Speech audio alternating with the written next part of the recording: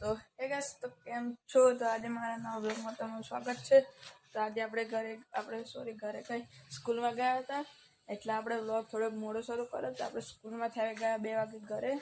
તો આપણે આવી ગયા છીએ ઘરે સ્કૂલમાંથી. આજે તો સવારમાં વરસાદ પણ પડેલો, પવન આજે તો બહુ બધો હોય, ખતરનાક. તો ગાઈસ, આપણને ભૂખ લાગી તો જવું પડે અમને વારી દુકાન પર. તો ચાલો જઈએ દુકાન. બસ પછી આવી ગયા આપણે ખાઈને ઘેર. આપણે જેટલા આપણે વિડીયો નહીં બનાવ્યો, આપણે આવી ગયા ઘરે ખાઈને. તો કંઈક જઈએ ફરવા એવું વિચારે તો લેડો ઘેર જઈએ. તો પછી આપણે ગાડી સાફ કરી દઈએ, પાણી પડેલું સ્કૂટી પર, એટલે તો લેડો આપણે પહેલાં તો કપડું ભેનું કરવું પડે. તો લેડો તો પછી પેલા કપડું ભેનું કરી દઈએ. तो गाइस पे पला दे दे तो लेड़ा साफ कर दिए पहला। गाड़ी साफ कर दी थी है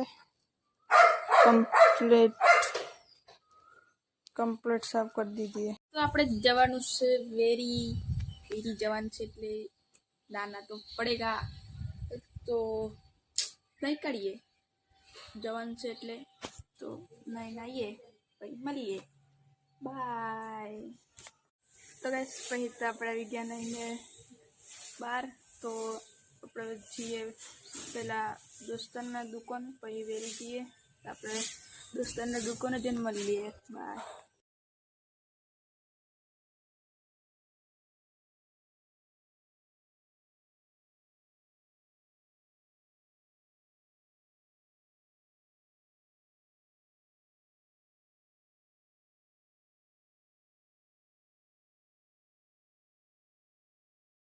તો ગાઈસ આપણે આવી ગયા છીએ મંદિર.